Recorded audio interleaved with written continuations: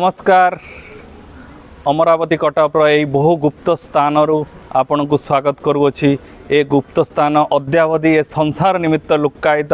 कौन पुस्तक लिपिबद्ध नाई। ए स्थान बहु पवित्र स्थान। अमरावती कटकर सत्यता कौन रही, अमरावती कटकर कौन सत्यता रही, आज ये गुप्त स्थान संबंध में आपण को आम जनइबू। प्रकृत में कौन कौन ये घटी 2004 मसीहार से यज्ञ संबंध में आपण को जनइबू जे प्रकृत में ए स्थान में कौन कौन होता। मैं आपण को आज बहु गुप्त रहस्य संबंध में ज्ञात करइबू। आम अमरावती कटक आज पहुँचीचु। छतिया जगन्नाथ मंदिर पाखक आम मैंने जाऊँगी। से स्थान महिमा संबंध में आम ज्ञात अच्छा कि प्रकृत में यही स्थान एक लुक्कायित स्थान रही। प्रकृत स्थान छतिया प्रकृत स्थान कह गले यहीटा ही प्रकृत स्थान जोटिकी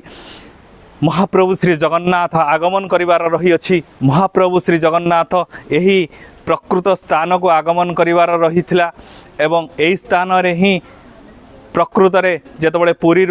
बा श्रीमंदिर महाप्रभु जगन्नाथ आगमन करेंगे यही स्थान को ही आगमन करेंगे। छतिया जो मंदिरटी रही सेटा जगन्नाथ मंदिर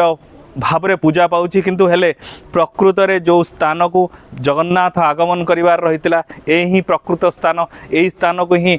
जगन्नाथ आगमन करिवार रहितला एवं जगन्नाथ आगमन करथिले। यह होछि विराट रहस्य। जेतबेले 2004 मसीह श्रीकृष्ण आम्भ को सूचनायित कले, बाबा श्री अक्षय को सूचनायित कले जे पुरी श्री जगन्नाथ को आगमन करिवार रही अछि यही अमरावती कटक को। एवं यही अमरावती कटक रे म्लेच्छ संहार से कल्की अवतार से प्रकृत यज्ञ यही ठारे ही आपण को जगह भी देखेबी। यही ठारे ही अनुष्ठित होइथिला एवं यही ठारे ही प्रकृत कल्कीर जो शक्ति आगमन करिवार रहितला एवं आगमन करा जाइथिला एवं आगमन करी यही सत्य को आगो बढ़ेबार थिला एवं यही कार्य को आगो बढ़ेबार थिला। तेणु से कार्य एठारु ही आरंभ होइतिला। श्री जगन्नाथ यही अमरावती कटक को आसी कल्की रूप से धारण करथिले एवं धारण करी से निजर कार्य को अग्रसर करथिले। किंतु परवर्ती समय जो कार्य होइतिला से संबंध में आपण को आम जनइथिलु एवं से संबंध में आज भी आम पूर्ण भाव में जनइबू। 2004 मसीहार कथा जेतबेले श्री जगन्नाथ को आम्भ को पुरी आणिबार थिला सेतबेले आम बहु कष्ट आमको स्वीकार करने को पड़ता। से कार्य करने निमंते आम जगन्नाथ धाम पुरी जेतबेले जीवु यही श्रीगुंडीचा समय आपण को देखू प्रकृत स्थान संबंध में जनइबू जे जो जो स्थान रे चिन्हट कराइला से स्थान किपरि भाव में जगन्नाथ बलभद्र सुभद्रा को किभली भाव में आम डाकिबा एवं किपरि से आगमन करेंगे, कहा देहरे आगमन करेंगे, किपरि आगमन करेंगे, कौन मंत्र रही, कौन तांकर आगमन करिवार स्थिति रही से स्थान से संबंध में आपण को आम जनइबू। किपर रही से कार्य एवं प्रकृत सत्य किपर रही किपरि भाव में से कार्य सब समापन करा से संबंध में पूर्ण भाव में आपण को जो आम श्रीगुंडीचा परवर्ती समय पुरी गमन करूँ से समय आपण को जनइबू। आज आपण को जनाऊँ जे किपरि श्री जगन्नाथ यही स्थान को आगमन करथिले। प्रकृत कल्की अवतार ग्रहण करिवार थिला जेतबेले श्री जगन्नाथ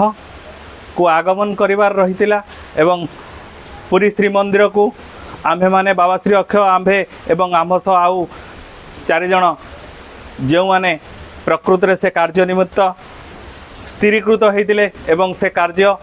पूर्णांग करिवार प्रकृत निर्देश बा प्रकृत स्थिरीकृत करा जाइतिला। श्रीकृष्ण जहाँ को स्थिरीकृत करथिले सेई माने ही एई गुप्त तथ्य को जानिथिले एवं सेई माने ही से पुरी मंदिर रे प्रवेश करथिले एवं पुरी मंदिर रे जो द्वार बाटे जीवार थिला से द्वार संबंध में आमको प्रकाश करा जाइतिला। सेई द्वार रे आमे प्रवेश कलु एवं प्रवेश करी प्रकृत रे से स्थान थिला से स्थान रे तांको डाकिबार थिला। से जो मंत्र से जाइतिले से मंत्र रे तांको आवाहन करिबार थिला से आवाहन करागला। सेई ठारे ही सुभद्रा एवं बलभद्र को मध्य आगमन करा जाइतिला। से कोइल वैकुंठ पाखकू आगमन करा जाइतिला। सेई ठारे ही अन्य शक्ति नीलचक्र आ पतित भवन को आवाहन करागला एवं आवाहन कलापर समस्त को आवाहन कलापर आमे माने समस्ते फेरी आसिलु समुद्र कूल को। सेठारे माँ लक्ष्मी प्रसाद प्रदान करथिले तांकर पिता भाव में परिचित समुद्र को एवं सेठारे एक आहुति कार्यक्रम तापर प्रत्यावर्तन होता यह स्थान को ये अमरावती कटक रे तापर यज्ञ करिवार रहितिला कारण महाप्रभु श्री जगन्नाथ तांकर अन्य रूप होची कल्की कल्की होची तांकर संहार रूप एवं जगन्नाथ हेउचंती दिव्य रूप बा जगन्नाथ होउचंती मंगलकारी रूप एवं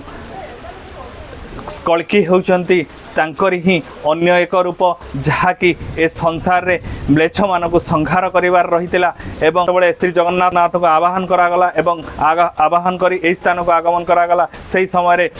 तीन गोटी मुख्य शक्ति को सही मंदिर रे सही विग्रह रे स्थापित मध्य करिवार रहितिला से कार्य मध्य समापन करागला से कार्यर समापन करिवा पले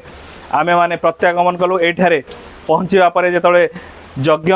कार्य हैला सेतळे श्री कृष्ण सूचनायित कले जे श्री जगन्नाथ को यहीठारे रहिबाकु पड़िबो एई अमरावती कटक स्थान आम चिन्हित करूँ ये अमरावती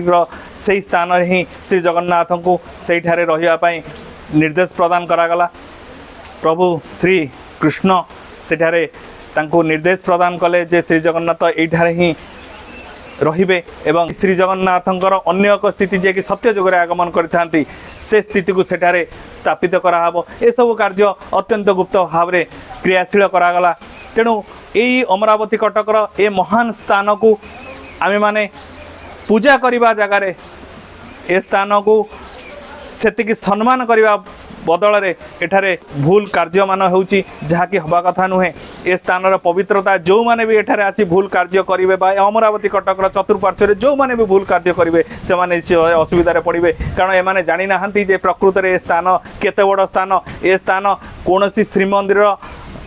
ठारू कम नुहे ए स्थान कौन श्रीक्षेत्र ठारू कम नुहे तो पुरी मंदिर को जीवा जहाँ ए अमरावती कटक रे पूजा करबा एवं ए स्थान को आसी पूजा अर्चना कले बा ए स्थान पवित्रता एते रही जे स्थान को आगमन कला मात्रे आपण मानकर शरीर पवित्र हब तेणु जदि आपण श्रीक्षेत्र धाम को जाउछन्ती सेठी जो पुण्य मिलुची एई स्थान को आसिले मध्य सेही बळी पुण्य मिलिबो तेणु ए स्थान जेहेतु लुकायित होई रहिची ए संसार प्रकृत रे लोक माने जानि नाहंती तेणु एठारे मध्य से माने अलग किसी कार्य करुँच निशा द्रव्य कार्य करुँच ए सब जिनस एठारे हवा कथा नुहे निषिद्ध हवा कथा किंतु प्रकृत रे जेहेतु केही एटा को जानि नाहंती ए कार्य सब गुप्त रे हेतिला तेणु करी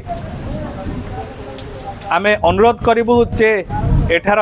जो माने भी एठार रही मुख्य भाव में रही कार्य कौन से विरोध करने कथा ए स्थान बहुत दिव्यतार स्थान तेणु ए स्थान में जी भूल कार्य कर सी असुविधा पड़ो से जानू कि अजणारे तेणु आमे माने अजणारे भूल करवानी कारण आम क्या असुविधा पकड़ आसनु आम चाहूँ समस्ते भले रुहतु समस्त मंगल हो ए संसार में आमे माने भूल कार्य करने द्वारा ही आमर अमंगल हुए भगवान सबुबले समस्त मंगल चाहती कारण भगवान सबुबले चाहती ए संसार में समस्ते भले रुहतु समस्ते दिव्यतार